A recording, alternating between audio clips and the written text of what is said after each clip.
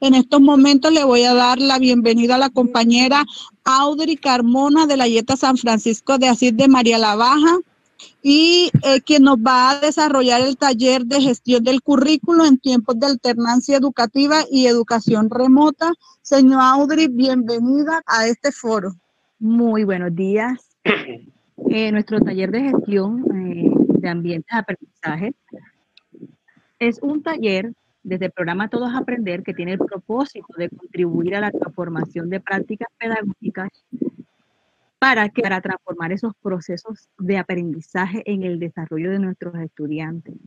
Desde un inicio nosotros estamos trabajando gestión en acompañamiento con ustedes desde mucho tiempo. El aporte de cada uno de ustedes en nuestra CDA. Nos hemos enriquecido los unos con los otros con cada uno de esos aportes. En esta oportunidad el acompañamiento se adecua a las necesidades actuales, brindando la posibilidad de establecer algunas reflexiones sobre la gestión en currículo desde el aprendizaje en casa.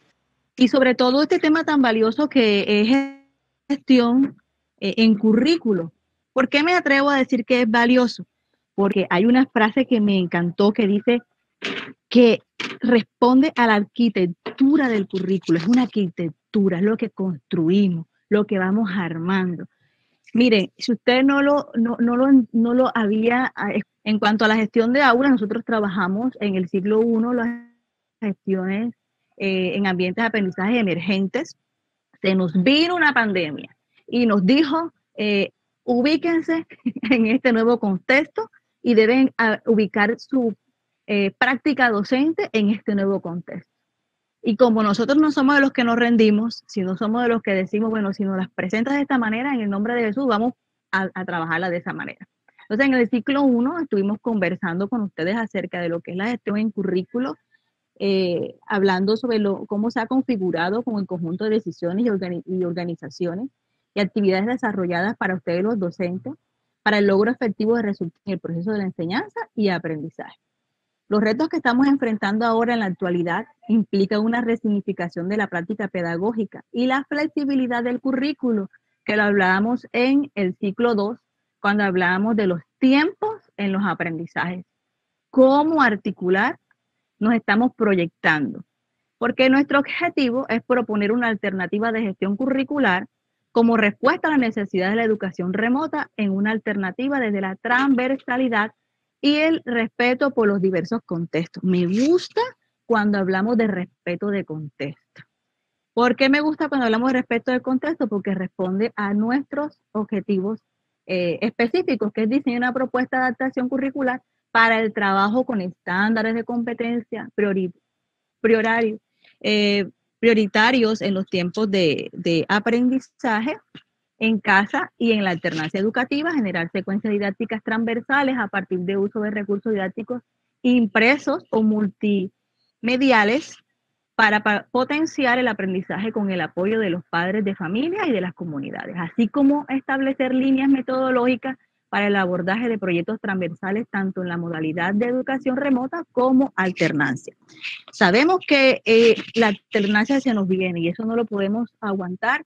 Nuestro gobernador, aquí tenemos presencia de la Secretaría de Educación, nuestro gobernador, y a partir de la Secretaría, pues decidió que este año culminamos de manera remota en educación en casa, pero el año que viene tenemos que ir adaptando nuestro currículo, nuestra gestión a la alternancia.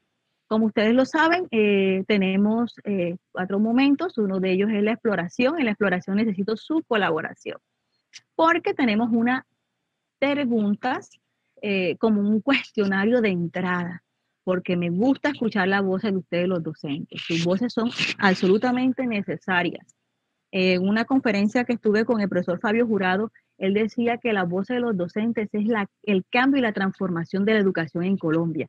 Lo que dice el docente es lo que verdaderamente está pasando, es el sentir real de lo que está pasando en las aulas, es el sentir real de lo que está pasando en la educación en casa. Las preguntas que les tengo para ustedes, 1 o 2 participaciones, y por favor en el chat vamos a estar moviéndonos. La señora Saray va a estar leyendo el chat y nos va a colaborar con las participaciones que estén allí Primera pregunta, ¿cuáles son los aprendizajes básicos, matemáticas, lenguaje y educación inicial que en tiempos de pandemia pueden fortalecer y apoyar los pasos intelectuales de los estudiantes? Ok, vamos a comprender lo que nos están preguntando, como se lo diríamos a nuestros estudiantes, ¿verdad? ¿Cuáles son esos aprendizajes básicos? ¿En qué nos piden los aprendizajes? En matemática, lenguaje y educación inicial. Y una segunda pregunta es ¿cuáles consideramos, verdad, proponen que se tengan en cuenta para identificar los aprendizajes en matemática, lenguaje, educación inicial para fortalecer y apoyar la contingencia actual?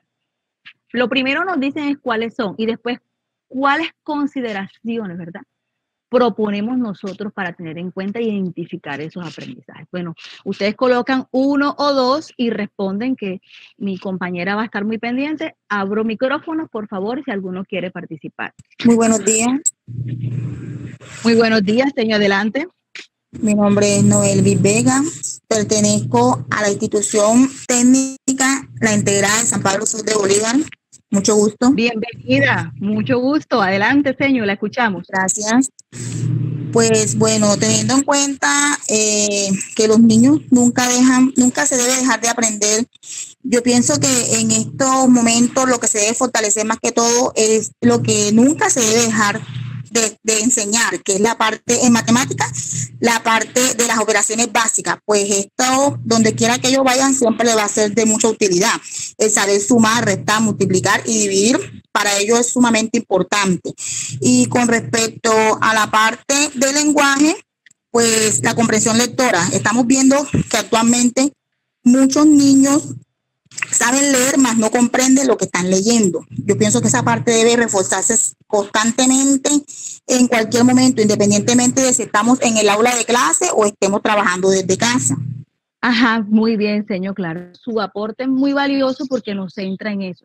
Nos centra en que los estudiantes, como lo diría Díaz Barriga, que dice que para descalificar la educación, para de alguna forma invertir el currículo, que pensar los contenidos desde su organización y disciplina es están reclamando, ¿verdad?, esa pertinencia.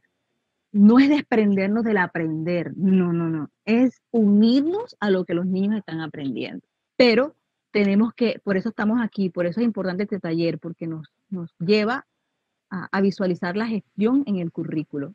Señor Saray, por favor. Sí, claro, está la profesora Gloria Pereira Orozco, dice: es importante la creatividad y el desenvolvimiento del estudiante desde la alternancia y el aprendizaje desde la casa.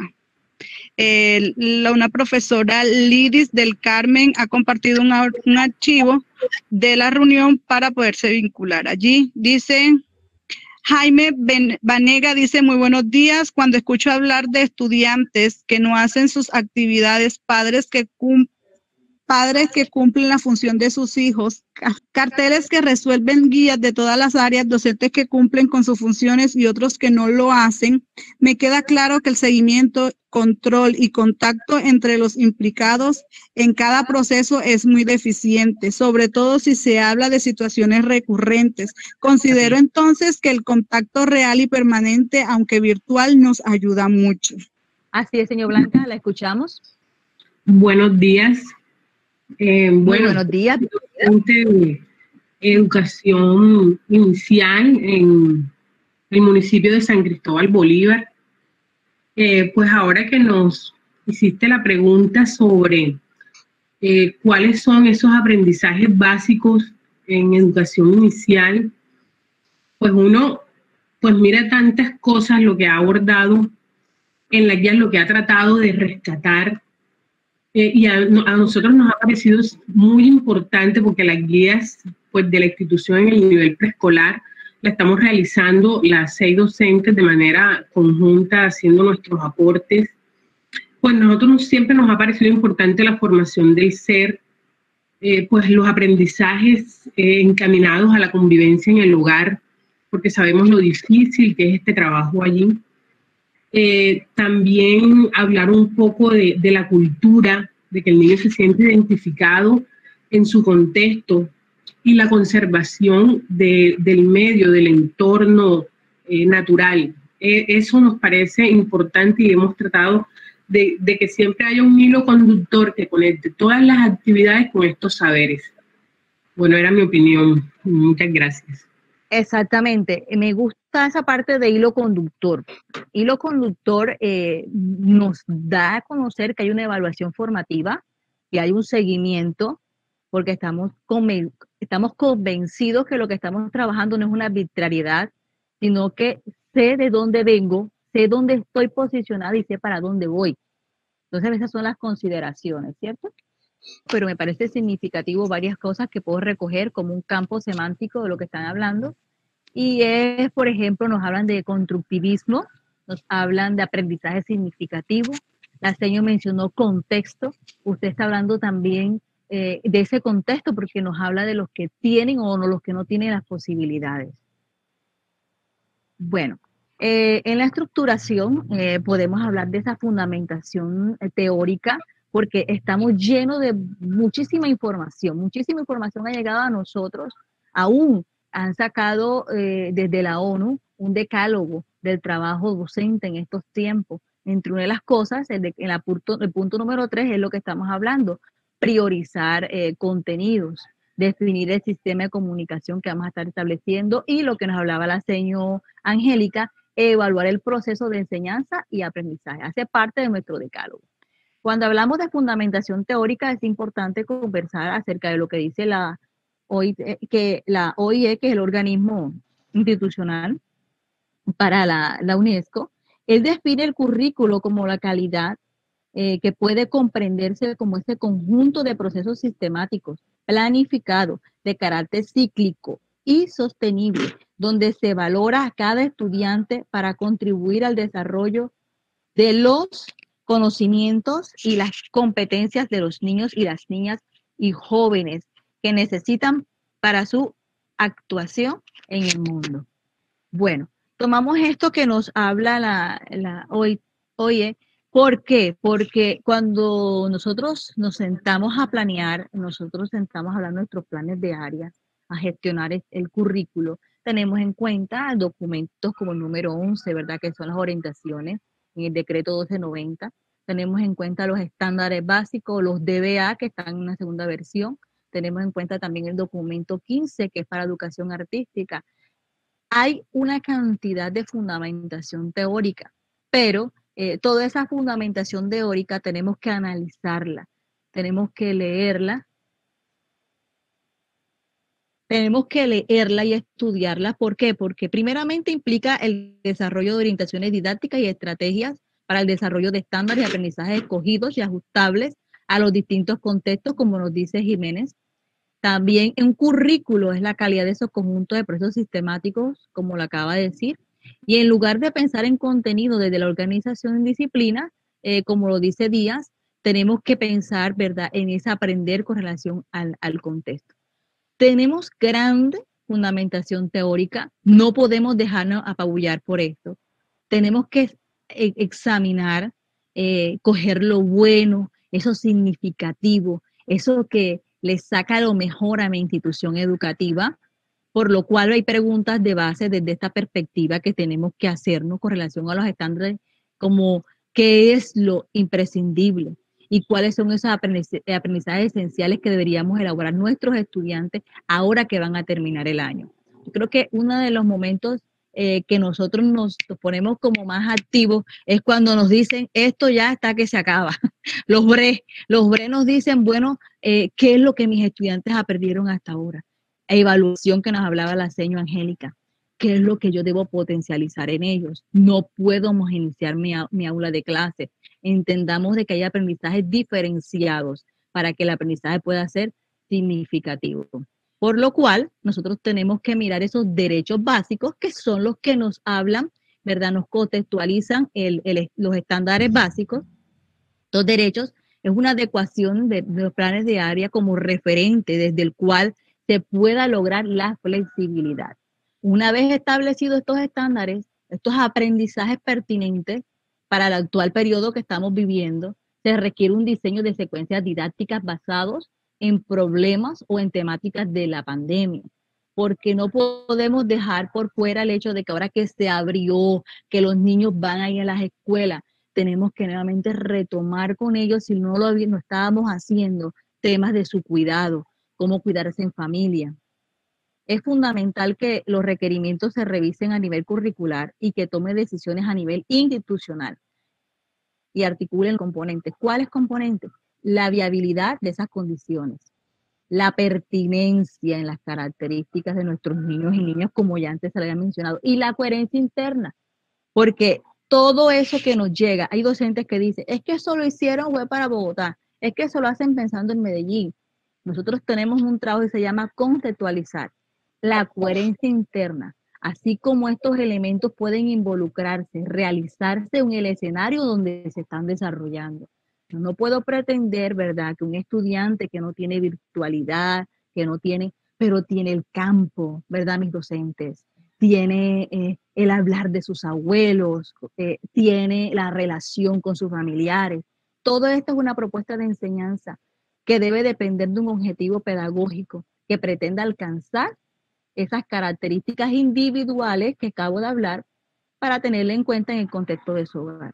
¿Por qué? Porque en concordancia con todas las propuestas globales, se asume que hoy se abre una oportunidad para repensar la arquitectura del currículo, para abrir la posibilidad de trabajar saberes desde una perspectiva más integrada, que abarque áreas de conocimiento conjuntamente y que promueva de manera más clara la participación de esas propias comunidades educativas. Mire, si hay una riqueza hermosa en nuestras comunidades. Nuestras comunidades nos brindan esa riqueza para trabajar y enseñar.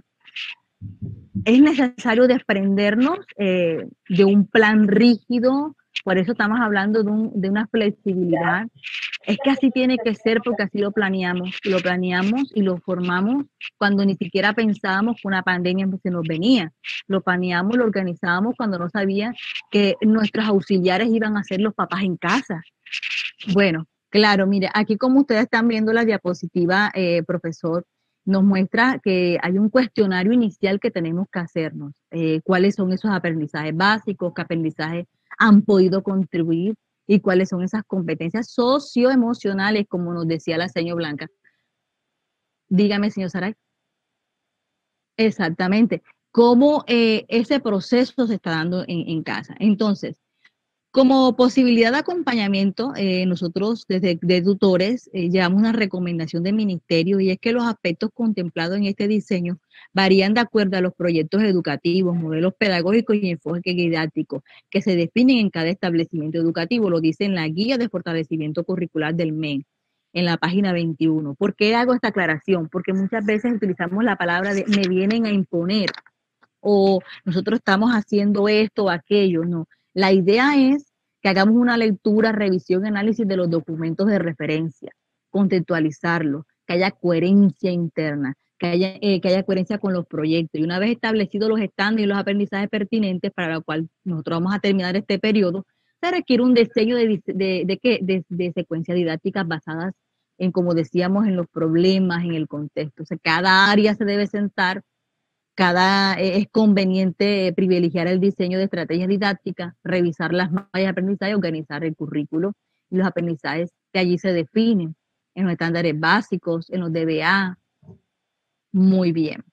¿Qué pasamos? ¿Qué planteamos? Bueno, que se puede planear un proyecto interdisciplinar, transversalidad. Cuando hablamos de transversalidad, estamos hablando de todo ese aprendizaje, más que contenido, cómo yo meto este contenido en sociales o cómo meto este contenido en sociales. Aprendizaje. Definir el eje, el tema, los intereses que se van a analizar, ¿verdad? Como número 1. 2, conversar con los colegas. Para eso están esas comunidades de aprendizajes que son riquísimas porque allí uno aprende del otro y se da cuenta que uno sabe todas. Tercero, planear un conjunto de objetivos de enseñanza y de aprendizaje. Como cuarto, identificar y definir qué tema vamos a trabajar en los contenidos. Aprovechemos esta semana de desarrollo institucional para conversar entre nosotros, para definir entre nosotros este proyecto interdisciplinar. De tal manera que el niño en la casa no le lleguen 10 o 6 guías, 15 guías, sino una guía debidamente estructurada que se encamine a potencializar esos aprendizajes, como lo decíamos antes, esenciales en matemática, en lenguaje y educación inicial. Definir el tiempo de diseño, planificación y ejecución de este proyecto. Hay que definir los tiempos. Al papá, al acompañante, que no se le dan tiempo, que no se le da a conocer un cronograma, vacila, dice, bueno, yo puedo hacer esto el tiempo que yo quiera, como yo quiera. El estudiante también lo ve de esa manera. Por eso hay que definir también los recursos materiales, libros y responsables de ubicarlos, definir una estrategia de difusión de esta iniciativa. La debe conocer toda la institución educativa. Entendamos que la institución educativa estamos en el uso de portafolio. Debemos convenir privilegiar un diseño de estrategias didácticas. Nuestro CIE, el sistema de evaluación de nuestro establecimiento, debe tener ajustes en consideración de versión final y la puesta en práctica. Ver que sea de conocimiento cómo se están evaluando en casa. Bueno, de esta manera nosotros tenemos que ver los contenidos previos que se han venido planeando, ¿verdad? Y todas estas etapas nos invitan a involucrar a la comunidad educativa, ya que toda esta modificación y ajuste de utilización se realiza en la dimensión pedagógica y académica en el establecimiento educativo. Se debe ver en el marco de nuestro proyecto educativo institucional y en el proyecto educativo comunitario. Es lo mejor que podemos hacer. O sea, nosotros no podemos tomar una guía que me compartieron de tal parte o de cual parte, porque yo la voy a ajustar aquí. No, o sea, debe ser algo que nazca de nuestra institución. Nosotros tenemos la posibilidad de gestionar ese currículo y de producir. Muchas gracias por escucharme hasta este momento. Y va a ser mi compañera Diana, por favor, que les va a estar hablando de las últimas etapas en cuanto a la gestión en currículo. Compañera Diana. Gracias, Audrey. Muy buenos días para todos y agradezco a todos los docentes que permanecen conectados a esta sesión de trabajo. Como dice Audrey, vamos ahora a mirar dónde vamos a confluir todas estas herramientas que nos da nuestro programa o nos dan las orientaciones para poder moldear las herramientas que tenemos en las instituciones educativas, como el PEI, como el CIE. Incluso debemos modificar el manual de convivencia y para algunas instituciones el PER, el Plan Educativo Rural. Entonces, ¿en dónde confluyen todas estas herramientas? En una secuencia didáctica. ¿Qué es una secuencia didáctica? Pues debemos recordar que es un documento que tiene como finalidad promover los procesos de aprendizaje de todos los estudiantes, y en esta secuencia podemos organizarla de tal forma que genere un proyecto de aula o que manifieste las experiencias que tienen nuestros estudiantes de manera contextualizada. Y esta secuencia pues busca promover el desarrollo de las habilidades metacognitivas y las actitudes en torno a toda la información que puede obtener el estudiante al momento de recolectar las evidencias y todo esto poder alcanzar los logros de los objetivos que se planea la secuencia didáctica.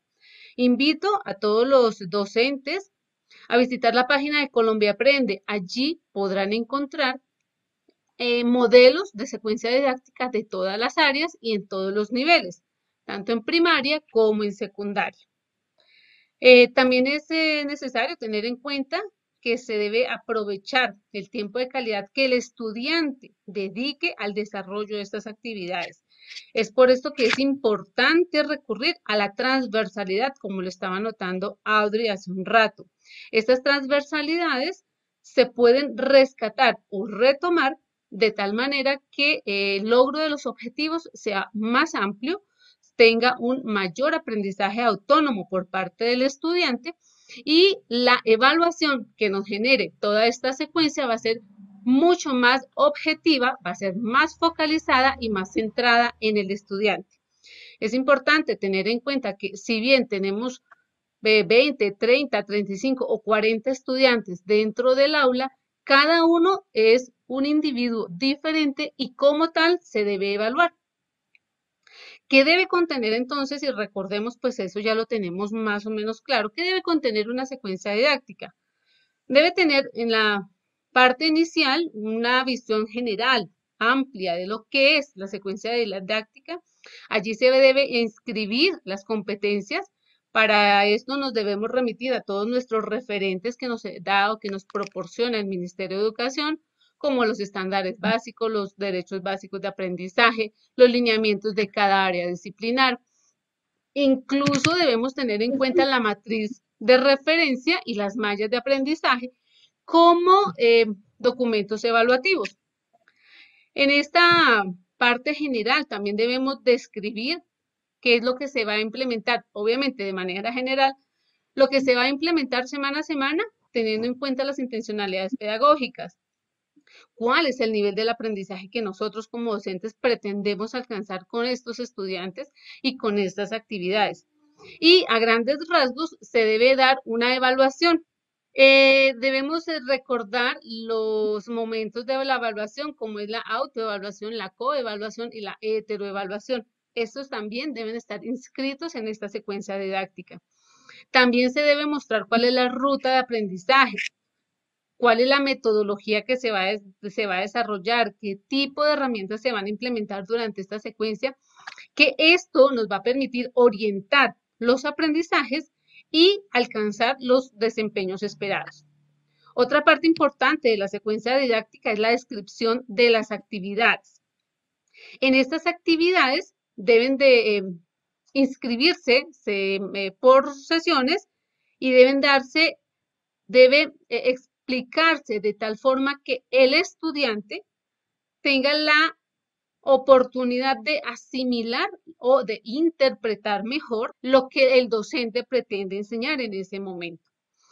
Es importante la redacción de toda la secuencia didáctica, ya que al momento de la lectura, su interpretación puede ser diferente a la intencionalidad que nosotros estamos pretendiendo. Entonces es muy importante la redacción en esas guías de aprendizaje o en esa secuencia didáctica.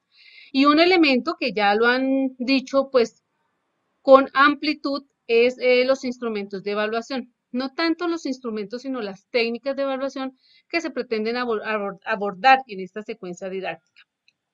Además de las técnicas, es importante tener en cuenta qué herramienta de evaluación va a implementar el docente que le permita recolectar las evidencias del aprendizaje, y estas deberán estar ajustadas obviamente a los desempeños esperados que se pretenden alcanzar, como a los objetos de aprendizaje que se han estipulado para esta secuencia. Bueno, entonces vamos a ver ahora cómo podemos nosotros potencializar en el marco de la educación remota y la alternancia esta secuencia didáctica. Entonces, debemos tener en cuenta un documento que emitió el Ministerio de Educación Nacional que se llama Lineamientos para la Educación en Casa y en Presencialidad bajo el esquema de alternancia. Este documento está colgado en el Ministerio de Educación, fue emitido en junio de este año, en junio 2020. Allí nos proporcionan los proyectos de aula como una herramienta importante, los cuales deben estar dirigidos a propiciar el acompañamiento a distancia. Estas son orientaciones pedagógicas donde los docentes, a través de los diferentes comunicados, guías de aprendizaje, secuencias didácticas u otros medios que se les están entregando tanto a los estudiantes como a las familias, como continuidad de la prestación del servicio educativo desde los hogares. Otro elemento importante que nos presenta el documento es la evaluación en el aprendizaje. Esta evaluación debe ser, como lo decía Angélica anteriormente, de forma sistemática y continua, que dé cuenta el cómo se desarrolla el proceso educativo e integra obviamente los factores del contexto del estudiante. Esto con el fin de estimular los aprendizajes significativos y el desarrollo integral en la educación del estudiante. Otra parte importante que debemos tener en cuenta, y como decía un profesor, es de evaluar, más no calificar. Aquí retomo lo que dice Juan Manuel López, que la evaluación es el proceso de conocer el nivel del aprendizaje de cada uno de los estudiantes. Pero la calificación es la emisión o un juicio numérico sin tener en cuenta este proceso. Entonces, por eso es muy importante tener en cuenta una evaluación integral, más no calificar por simplemente poner una nota o un juicio numérico, o otra propuesta que se puede mantener dentro del aula por parte del docente. Es una revisión curricular constante, continua. Se debe ajustar este año, se debe trabajar durante el ajuste del PEI, de tal forma que el otro año podamos tener un sistema educativo de alternancia. Este es importante para continuar el proceso del desarrollo del aprendizaje de todos los estudiantes, manteniendo obviamente nuestra situación de emergencia sanitaria y así fortalecer el trabajo educativo desde la casa. No podemos desconocer todo el trabajo que han hecho los padres de familia durante este año con el propósito de no dejar rezagados a sus hijos en nuestro proceso educativo. Para esto también es importante, como lo decía Audrey, los proyectos transversales.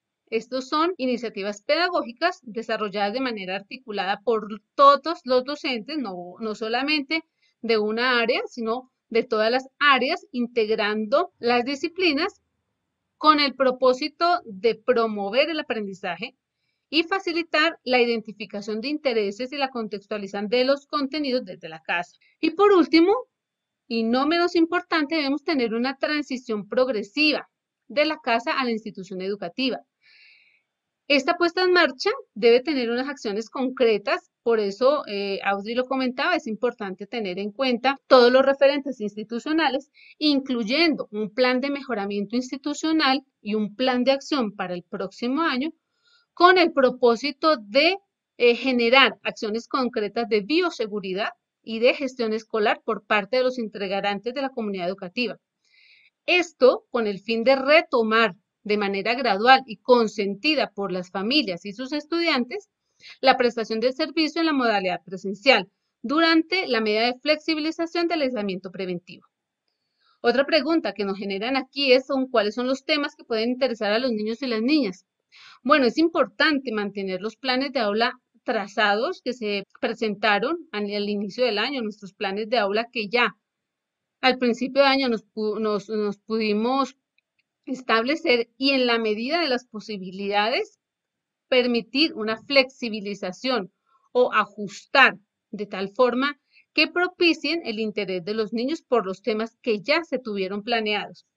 Es por esto que la labor del docente es importantísima, ya que él proporciona las herramientas necesarias, ya que conocen a sus estudiantes, conocen a sus familias, y en esta medida, estas herramientas pueden posibilitar la continuidad en ambientes emergentes del hogar. Otra pregunta que nos generan allí es, ¿cuáles son las preguntas desencadenantes o de interés para los niños? Aquí retomamos las preguntas orientadoras de la conferencia que ofreció la Secretaría de Educación, cual ponente era el doctor Gianfrancesco, y son 8 preguntas orientadoras que él nos dice, que es el qué, por qué, quién lo ha hecho, para qué lo hacemos, qué sucede si lo hago, o por el contrario, qué sucede si no lo hago, con qué lo hacemos, cómo lo hacemos y cuándo lo hacemos. Sin embargo, yo adicionaría otra y es cómo lo entregamos. Cómo se hace llegar estas evidencias al docente de tal forma que el docente pueda, con una manera objetiva, clara y precisa, evaluar el proceso, ojo, no el aprendizaje, el proceso del aprendizaje del estudiante. Entonces, estas preguntas son muy importantes para que podamos mantener no solamente el interés del niño en los temas que estamos tratando, sino que sean unos potenciales investigadores de nuestro sistema educativo. Y por último, es importante, como nos indican allí, procurar que los objetivos de desarrollo de aprendizaje sean integradores y significativos, que impactan el proceso educativo de desarrollo en casa o en la presencialidad bajo el esquema de educación remota o alternancia, que al formular los objetos de aprendizaje sean reales, contextualizados y posibles de alcanzar, con el propósito de que la evaluación que en algún momento dado nos explicó Angélica, se ajuste al proceso de aprendizaje de todos nuestros estudiantes y denoten cada una de sus particularidades. Bueno, ahora aquí llegamos en la transferencia. Siguiente, por favor. ¿Cuáles serían entonces los ajustes que debemos tener en cuenta? Estas secuencias didácticas nos posibilitan o nos activan mejor el pensamiento de los estudiantes a partir de la relación de los saberes, como en algún momento nos lo comentaba la profesora Blanca. Esto nos permite potencializar todos estos saberes, todos estos aprendizajes y de forma conjunta, de forma articulada, se pueda presentar un aprendizaje autónomo. Nuestro primer aspecto que presentan aquí es que dicen que los tutores deben tener la tarea de, junto con su comunidad educativa, junto con su institución educativa, deben organizar una ruta de trabajo donde se priorice y se flexibilice todas las áreas de currículo. En este caso, priorizan lenguaje y matemáticas. Segundo, como ya lo habíamos anotado anteriormente, es importante ajustar el PEI con todos los lineamientos o todos los referentes ministeriales y teniendo en cuenta las características contextualizadas de cada establecimiento educativo. Y por último, que las secuencias didácticas puedan transformar de forma paulatina el contexto de incertidumbre el cual se vive actualmente. Estos proyectos educativos o estos proyectos de aula que se proponen deben estar establecidos con un tiempo estipulado. Bueno, en nuestra cuestionario de salida les vamos a dejar el link que se está indicando aquí, porque la intencionalidad que tiene este taller es que todos los docentes que están presentes nos den sus aportes para que se puedan optimizar las condiciones y los recursos dentro del contexto familiar, institucional y territorial. Estas propuestas pedagógicas, el objetivo es recogerlas, recolectarlas desde el ministerio y poder construir, o mejor, modificar o alinear todas las sesiones que se están desarrollando o que se irán a desarrollar en un futuro, contextualizadas a cada uno de los departamentos. Entonces, esa sería mi presentación por el día de hoy. No sé si algún docente tiene alguna pregunta al respecto. Estamos prestas a su respuesta. Gracias, Diana. Mira, mientras que los compañeros van formulando sus preguntas, si tienen allí alguna, te comento que el profesor Edwin José Quiroz nos dice que es importante resaltar la participación activa de los padres de familia en este nuevo proceso de enseñanza-aprendizaje a través de la virtualidad, porque son ellos uno de los artífices para este proceso de mejora, de mejores resultados. La profesora Wilda Rodelo dice, gracias por su aporte, se requiere la autoevaluación constante de nosotros hacia nuestras prácticas educativas y contextualizar esos aprendizajes al momento de compartir con nuestros educandos. Muchas gracias, Saray. Le damos la bienvenida a la Institución Educativa Técnico Industrial de Turbana,